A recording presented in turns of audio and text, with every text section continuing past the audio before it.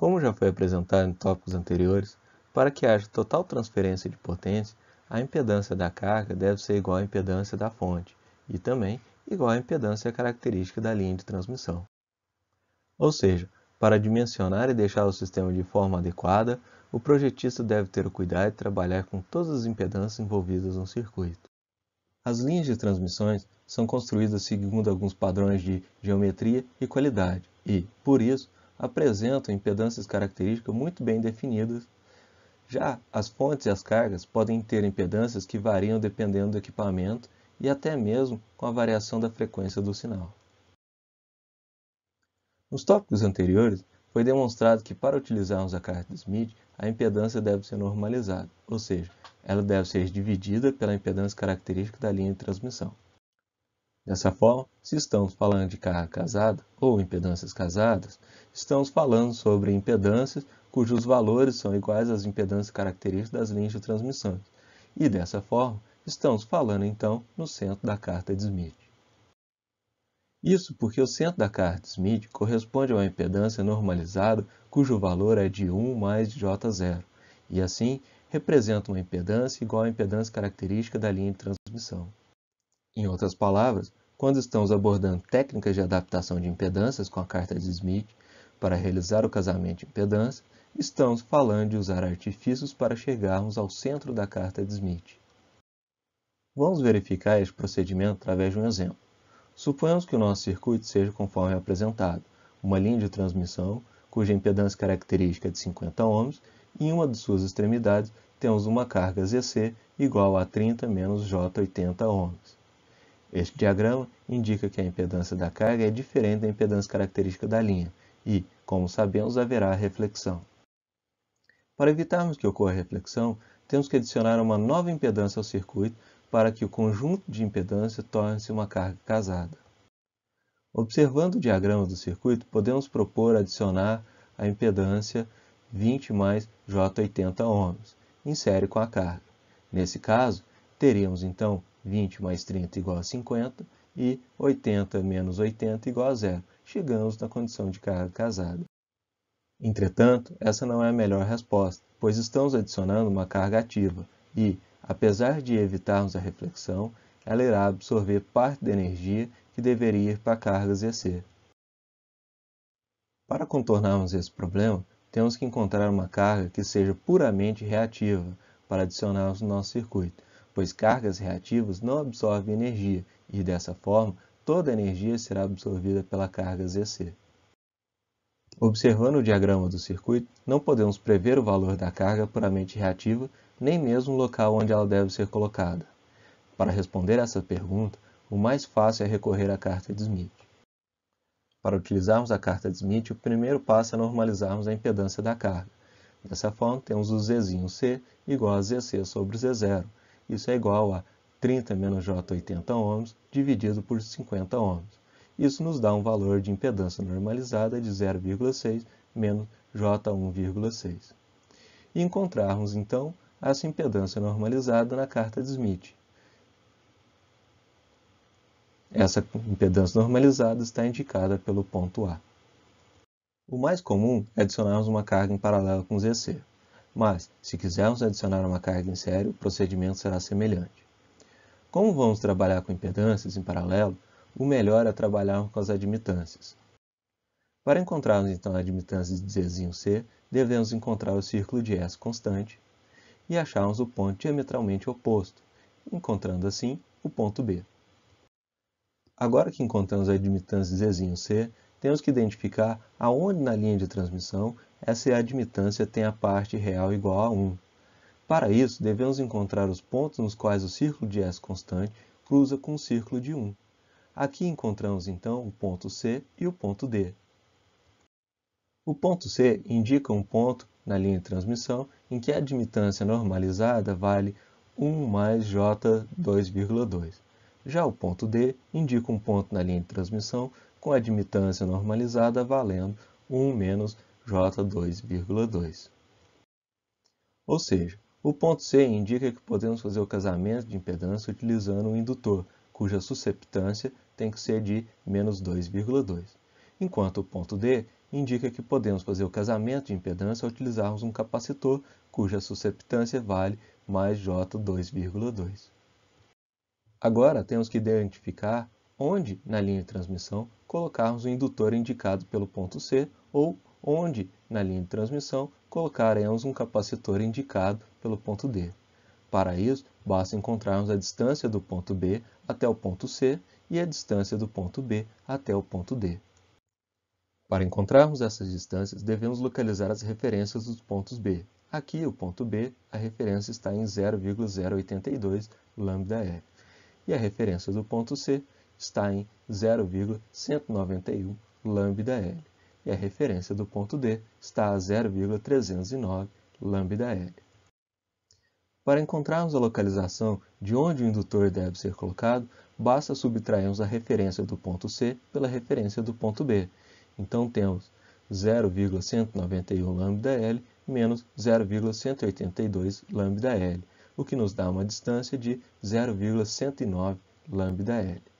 O mesmo procedimento pode ser feito para encontrarmos a localização de onde o capacitor deve ser colocado, mas nesse caso devemos subtrair a referência do ponto D pela referência do ponto B.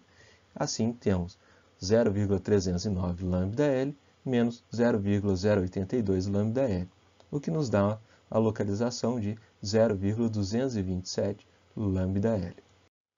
Dessa forma, podemos obter o casamento de impedância ao colocarmos o indutor a 0,109 lambda-L de distância da carga indo em direção ao gerador, ou colocarmos um capacitor a 0,227 lambda-L de distância da carga indo em direção ao gerador. Com ambos os casos, conseguimos o resultado desejado de carga casada. O exemplo que foi apresentado indica que é possível fazer o casamento de impedância de cargas complexas utilizando elementos reativos como indutores e capacitores.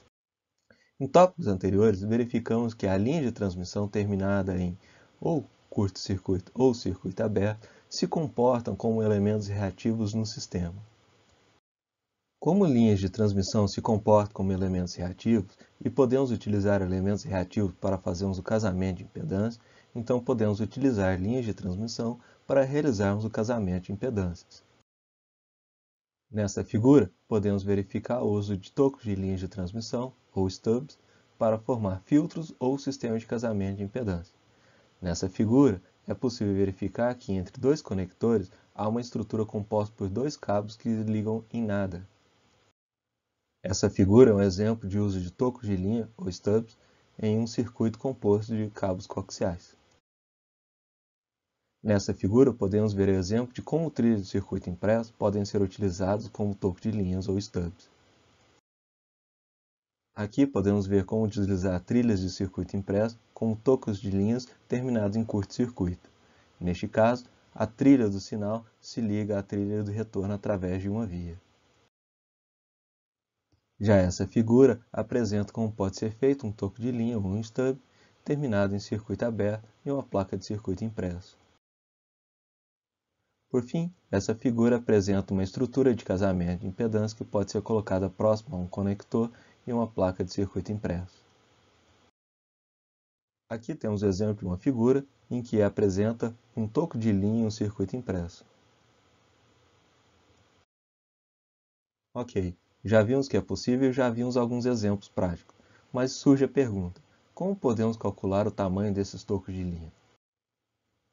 No caso simples, como no exemplo que fizemos, podemos utilizar a carta de Smith para nos ajudar nos cálculos.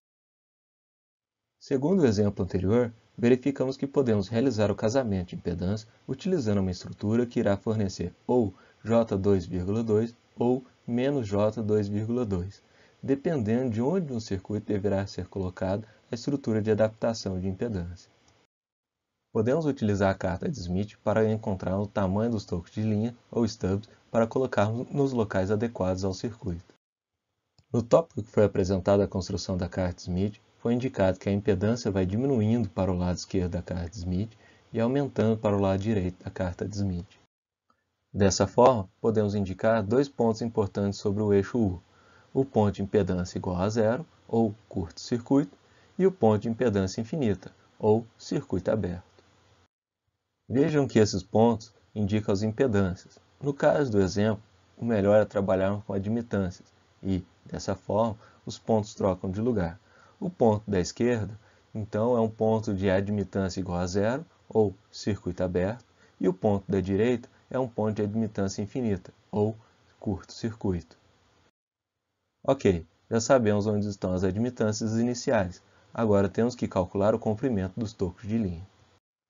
Vamos iniciar resolvendo o problema utilizando tocos de linhas terminados em circuito aberto. Primeiramente, devemos identificar na carta Smith as susceptâncias que desejamos. Neste caso, é a de 2,2 e a de menos 2,2. Para obtermos o comprimento dos tocos de linha, basta, agora, verificarmos a distância entre o ponto de susceptância igual a zero até o ponto em que nos forneça a susceptância desejada. Vamos iniciar marcando as referências. Medindo as distâncias, temos que, para a susceptância de J2,2, o stub terminado em circuito aberto, cujo comprimento é de 0,182 lambda-L. Já para o caso de susceptância de menos J2,2, um stub de circuito aberto com comprimento de 0,318 lambda-L. Caso queiramos utilizar tocos de linhas terminados em curto-circuito, o procedimento é semelhante. Temos o ponto de susceptância infinita, identificamos as susceptâncias finais e identificamos as referências. Por fim, basta utilizarmos a carta de Smith para medirmos o comprimento dos stubs em curto-circuito. No caso dos stubs em curto-circuito, temos que, para a susceptância de J2,2, o stub deve ter um comprimento de 0,423 lambda-L. E a susceptância para menos J2,2, o stub deve ter um comprimento de 0,068 lambda-L. Apesar de sermos capazes de realizar o casamento de impedância utilizando apenas um único toco de linha, há situações, como em linhas com cabos coaxiais, em que não é possível ficar deslocando o toco de linha para obter o casamento de impedância desejado. A solução para esta situação é a utilização de dois tocos de linhas terminados em curto-circuito e que estão a uma distância fixa entre eles. Para o casamento de impedância, esses tocos de linha devem permitir que seus comprimentos sejam ajustáveis. A figura ilustra a situação apresentada. Nela temos o conjunto de estrutura de casamento de impedância colocado a uma distância d da carga. Essa estrutura possui dois tocos de linhas terminados em curto-circuito, sendo um de comprimento ajustável L1 e o outro também de comprimento ajustável L2. Os dois stubs estão separados a uma distância L. Para que seja possível realizar o casamento de impedância, precisamos escolher um valor para L2. Obtemos uma determinada impedância de tal forma que se, ao andarmos L, saímos no circuito do ponto C indo ao ponto F, na carta de Smith, deveremos parar sobre o círculo de 1. Isso é necessário já que no ponto F só é possível corrigirmos a reatância, a parte imaginária, já que os tocos de linha se comportam como elementos reativos. Vamos supor que desejamos resolver o problema anterior usando essa estrutura, onde D vale 0,088 lambda-L e L vale 0,214 lambda-L. O primeiro passo é localizarmos a carga na carta de Smith. Como os elementos estão em paralelo no circuito, temos que localizarmos a admitância. Identificada a admitância da carga, o ponto B, temos que calcular quanto que ela vale à distância de D, a admitância no ponto C. Para isso, pegamos a referência do ponto B e somamos então o 0,088 lambda-L. Isso, obtemos a nossa nova referência e o ponto C. O próximo passo é identificar uma referência para que, na distância de L, a admitância esteja sobre o círculo de 1. Para termos essa referência, vamos transportar o círculo de 1 a uma distância de L na direção da carga. Identificamos então o círculo de 1 e o seu centro, o ponto D. Fazemos uma cópia do círculo de 1, levando seu centro para o ponto D', que fica a 0,214 lambda-L de sua origem. Agora que temos a nossa referência, podemos adicionar uma susceptância admitância ao ponto C, de tal forma que o resultado seja um valor que esteja no círculo de centro D'. Já que vamos somar susceptâncias, temos que a parte real deverá permanecer a mesma. Vamos iniciar identificando a parte real do ponto C. Pela carta de Smith, podemos verificar que o ponto C está sobre o círculo de 0,6. Isso indica que temos duas respostas possíveis para L2. Uma que irá nos fornecer o ponto E1 e a outra que irá nos fornecer o ponto E2. Ambas respostas satisfazem o problema, pois é possível obter ambas ao somarmos uma susceptância e admitância do ponto C, e ambas estão sobre o círculo centrado em D'.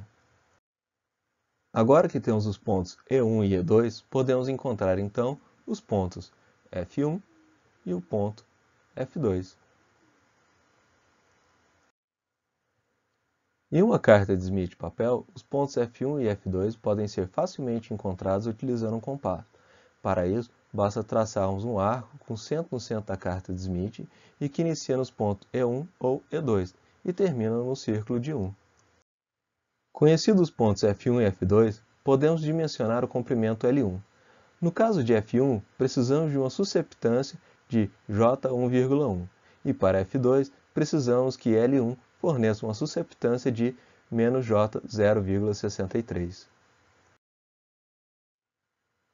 Neste tópico, podemos verificar o uso da carta de Smith para realizar o casamento de impedância por elementos de circuito, utilizar tocos de linhas ou stubs para o casamento de impedância, realizar o casamento de impedância utilizando dois tocos fixos,